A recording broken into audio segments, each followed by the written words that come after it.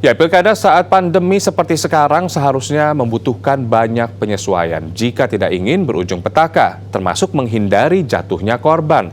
Kekhawatiran munculnya klaster pilkada mulai dari kerumunan manusia hingga konser musik berujung pada desakan menunda pilkada serentak 2020. Berikut laporannya. Ancaman munculnya klaster baru penyebaran COVID-19 terasa nyata ketika dimulainya tahapan Pilkada Serentak 2020. Mulai dari pendaftaran bakal pasangan calon kepala daerah yang mengundang kerumunan massa, hingga ribuan orang hadir dalam konser musik deklarasi bakal calon bupati di Pawuhato, Gorontalo 3 September silam. Ironisnya, KPU sebagai penyelenggara terbentur aturan pemilu yang justru membolehkan adanya pengumpulan massa ketika tahapan pilkada, termasuk menggelar konser musik untuk menggalang dukungan pada masa kampanye. Dikutip dari cnnindonesia.com, Komisioner KPU Idewa KD Wiarsa Rakasandi menyebut aturan ini tertuang dalam Undang-Undang Pilkada Nomor 6 Tahun 2020 sehingga KPU harus tunduk mengikuti undang-undang. Padahal Presiden Joko Widodo sudah meminta agar tahapan Pilkada Serentak 2020 digelar sesuai protokol kesehatan.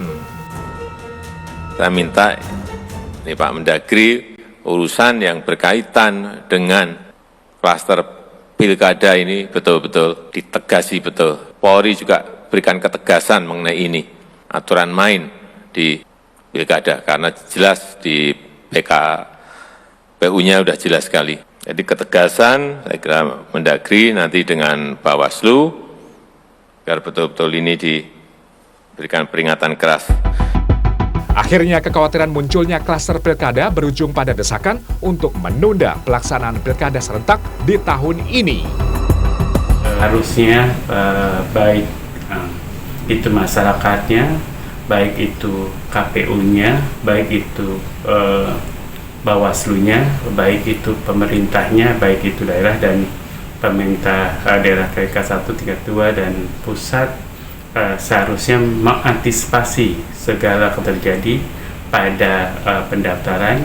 Pemerintah dan KPU dan Bawaslu harus segera mengeluarkan peraturan pengganti undang-undang yang mengatur tentang pasangan calon yang melanggar protokol kesehatan didiskualifikasi, biar kita semua punya efek jera yang kedua. Kalau memang diskualifikasi menjadi suatu hukuman yang sangat berat, ya dipotong saja masa kampanyenya misal.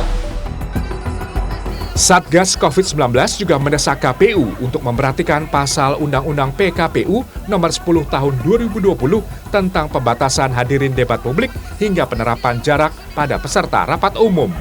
Tim Liputan Transmedia.